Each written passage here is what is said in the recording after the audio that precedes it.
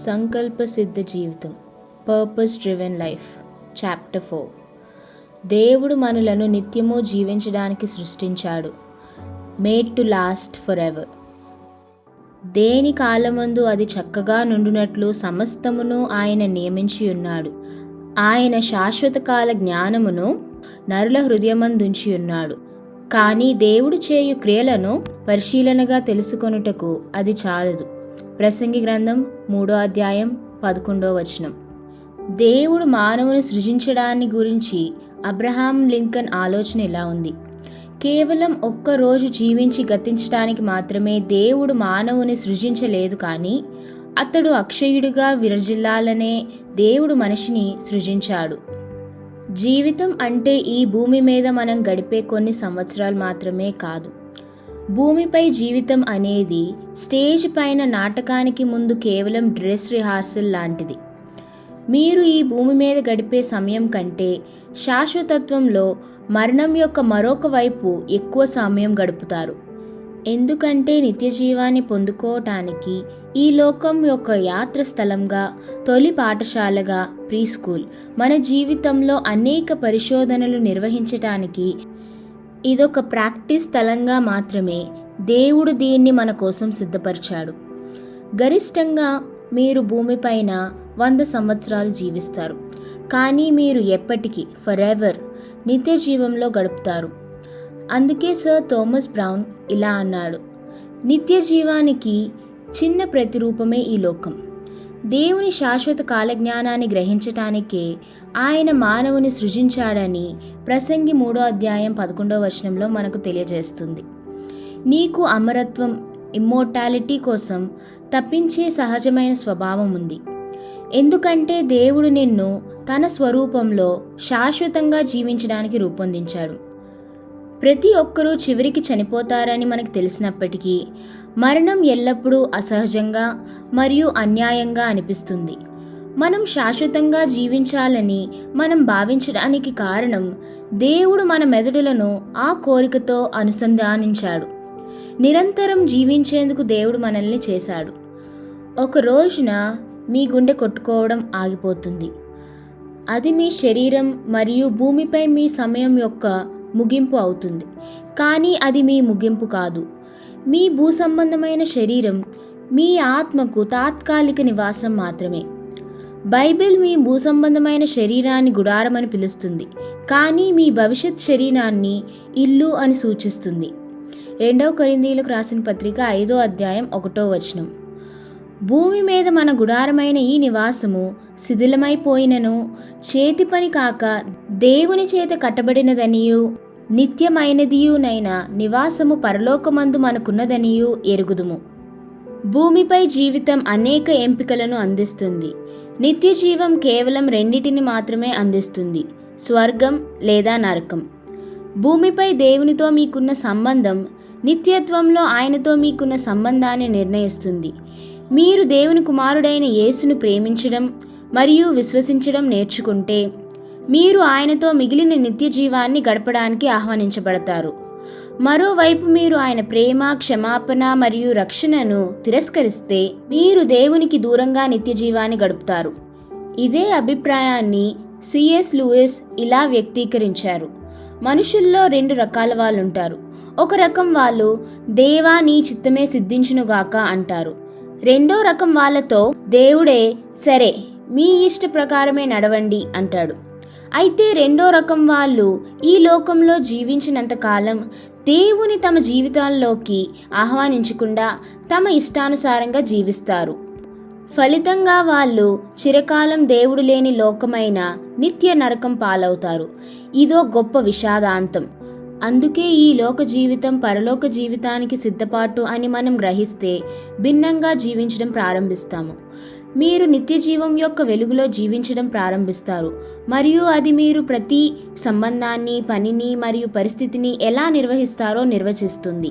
తక్షణమే చాలా ముఖ్యమైనవిగా అనిపించిన అనేక కార్యకలాపాలు, లక్ష్యాలు మరియు సమస్యలు కూడా అల్పమైనవి, చిన్నవి మరియు మీ దృష్టికి విలువ లేనివిగా కనిపిస్తాయి. మనం దేవునికి ఎంత సమీపంగా జీవిస్తామో ఈ లోకంలోని మిగతా విషయాలు అంత స్వల్పమైనవిగా మనకు కనిపిస్తాయి. మీరు నిత్యజీవం యొక్క వెలుగులో జీవించినప్పుడు మీ విలువలు మారుతాయి. మీరు మీ సమయాన్ని మరియు డబ్బును మరింత తెలివిగా ఉపయోగిస్తారు. మీరు కీర్తి లేదా సంపద లేదా విజయాలు లేదా వినోదం కంటే సంబంధాలు మరియు వ్యక్తిత్వానికి అధిక ప్రాధాన్యతనిస్తారు. ట్రెండ్లు, ఫ్యాషన్లు మరియు ప్రాపంచిక విలువలు కొనసాగించడం ఇకపై అంత ముఖ్యమైనవిగా ఉండవు. దాన్నే పౌలు ఫిలిప్పీలకు రాసిన పత్రిక 3వ అధ్యాయం 7-8 వచనములలో, అయినను ఏవేవి నాకు లాభకరములై ఉండెనో వాటిని క్రీస్తు నిమిత్తము నష్టముగా ఎంచుకొంటిని. నిశ్చయముగా నా ప్రభువైన యేసుక్రీస్తు గూర్చిన అతి శ్రేష్టమైన జ్ఞానము నిమిత్తమై సమస్తమును నష్టముగా ఎంచుకొనుచున్నాను అని స్పష్టము చేశాడు. నీ జీవితం భూమిపై ఉన్న సమయం మాత్రమే అయితే నువ్వు వెంటనే నీ ఇష్టప్రకారం జీవించడం ప్రారంభించాలని నేను సూచిస్తాను. నీవు మంచిగా మరియు నైతికంగా ఉండటం మర్చిపోవచ్చు మరియు నీ చర్యల పరిణామాల గురించి ఆందోళన చెందాల్సిన అవసరం లేదు. నీ చర్యలకు దీర్ఘకాలిక పరిణామాలు ఉండవు కాబట్టి నువ్వు పూర్తిగా స్వార్థపూరితంగా ఉండగలవు. కానీ మరణం మీ ముగింపు కాదు. మరణం మీ ముగింపు కాదు కానీ నిత్య జీవంలోకి వెళ్ళడం. కాబట్టి మీరు భూమిపై చేసే ప్రతి దానికి శాశ్వత పరిణామాలు ఉంటాయి. భూమిపై మన జీవితంలోని ప్రతి చర్య నిత్య జీవంలో మీ జీవితాన్ని ప్రభావితం చేస్తుంది. ఈనాటి జీవన శైలిలో అత్యంత హానికరమైన అంశం స్వల్పకాలిక ఆలోచన. మీ జీవితాన్ని సద్వినియోగం చేసుకోవాలంటే మీరు నిత్య జీవం యొక్క దృష్టిని, విలువను మీ హృదయంలో నిరంతరం ఉంచుకోవాలి. జీవితం అంటే ఈ భూమి మీద మనం గడిపే కొన్ని సంవత్సరాలు మాత్రమే కాదు కానీ మనం మరణం తర్వాత ఇంకా చాలా ఎక్కువ ఉంది. ఈరోజు మంచు కొండ యొక్క కనిపించే కొన, లోపల వాటర్ సర్ఫేస్, ఉపరితలం కింద మీరు చూడలేని మిగిలినదంతా నిత్యజీవం. దేవునితో నిత్యజీవం ఎలా ఉంటుంది? నిజం చెప్పాలంటే మన మెదడు సామర్థ్యం స్వర్గం యొక్క అద్భుతం మరియు గొప్పతనాన్ని తట్టుకోలేవు. అది చీమకు కారుని ఎలా నడిపించాలో వివరించడానికి ప్రయత్నించినట్లుగా ఉంటుంది. ఇది వ్యర్థం. నిత్యజీవం యొక్క అనుభవాన్ని తెలియజేయగల పదాలు ఇంకా కనుగొనబడలేదు.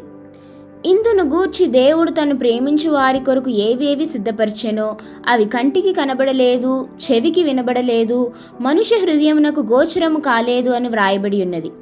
1 కొరింథీయులకు రాసిన పత్రిక 2వ అధ్యాయం 9వ వచనం. అయితే దేవుడు తన వాక్యంలో మనకు నిత్యజీవం యొక్క దృశ్యాలను ఇచ్చాడు. ప్రస్తుతం దేవుడు మన కోసం శాశ్వతమైన గృహాన్ని సిద్ధం చేస్తున్నాడని మనకు తెలుసు. పరలోకంలో మనం విశ్వాసులైన ప్రియమైన వారిని తిరిగి కలుస్తాము. అన్ని బాధల నుండి విముక్తి పొందుతాము.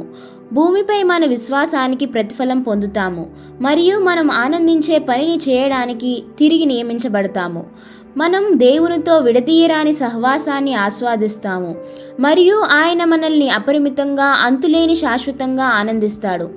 ఒక రోజున యేసు ఇలా అంటాడు, అప్పుడు రాజు తన కుడివైపు ఉన్న వారిని చూచి, నా తండ్రి చేత ఆశీర్వదింపబడిన వారలారా, రండి, లోకము పుట్టినది మొదలుకొని మీ కొరకు సిద్ధపరచబడిన రాజ్యమును స్వతంత్రించుకొనిడి. మత్తయి సువార్త 25వ అధ్యాయం 34వ వచనం. సిఎస్ లూయిస్ తన 7 పుస్తకాల పిల్లల కల్పిత కథల శ్రేణి అయిన క్రానికల్స్ ఆఫ్ ద నార్నియా చివరి పేజీలో నిత్యజీవం యొక్క భావనను సంగ్రహించారు. మనకు ఇది అన్ని కథల ముగింపు, కానీ వారికి ఇది నిజమైన కథ యొక్క ప్రారంభం మాత్రమే. ఈ ప్రపంచంలో వారి జీవితం అంతా మొదటి మరియు ఆఖరి పేజీ మాత్రమే. ఇప్పుడు చివరికి వారు గొప్ప కథ యొక్క మొదటి అధ్యాయాన్ని ప్రారంభిస్తున్నారు. దీనిని భూమిపై ఎవరూ చదవలేదు. ఇది శాశ్వతంగా కొనసాగుతుంది మరియు దీనిలో ప్రతి అధ్యాయం మునిపటి కంటే మెరుగ్గా ఉంటుంది.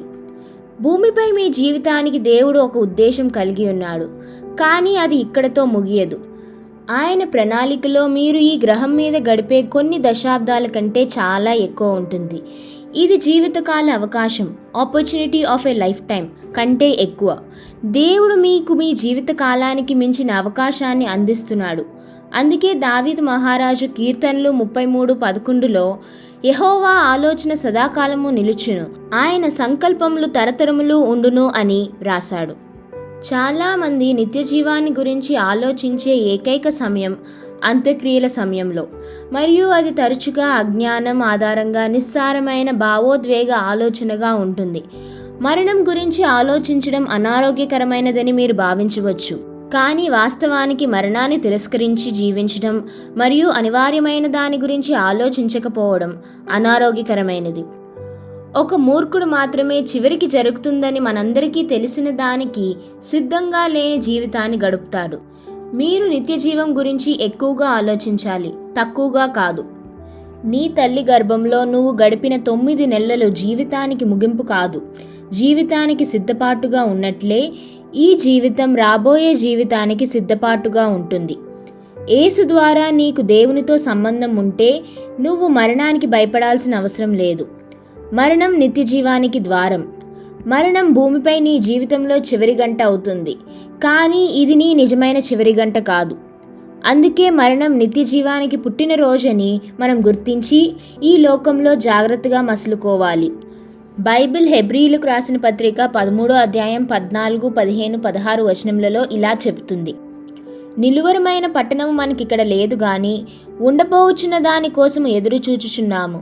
కాబట్టి ఆయన ద్వారా మనము దేవునికి ఎల్లప్పుడూ స్తుతియాగము చేయుదుము, అనగా ఆయన నామమును ఒప్పుకొనుచు జిహ్వా ఫలము అర్పించుదుము. ఉపకారమును ధర్మమును చేయ మరచిపోకుడి. అట్టి యాగములు దేవునికిష్టమైనవి. నిత్య జీవానికి పోల్చితే భూమిపై మన సమయం కేవలం ఒక కన్ను మూసి తెరిసే సమయం మాత్రమే.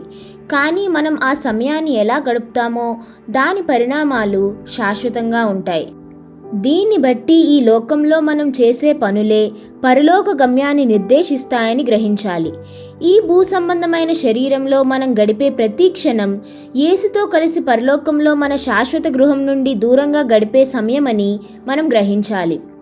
సంవత్సరాల క్రితం ఒక ప్రసిద్ధ నినాదం అనగా స్లోగన్ ప్రతి రోజును మీ మిగిలిన జీవితంలో మొదటి రోజుగా జీవించమని ప్రజలను ప్రోత్సహించింది. వాస్తవానికి ప్రతిరోజును మీ జీవితంలోని చివరి రోజులా జీవించడం తెలివైనది.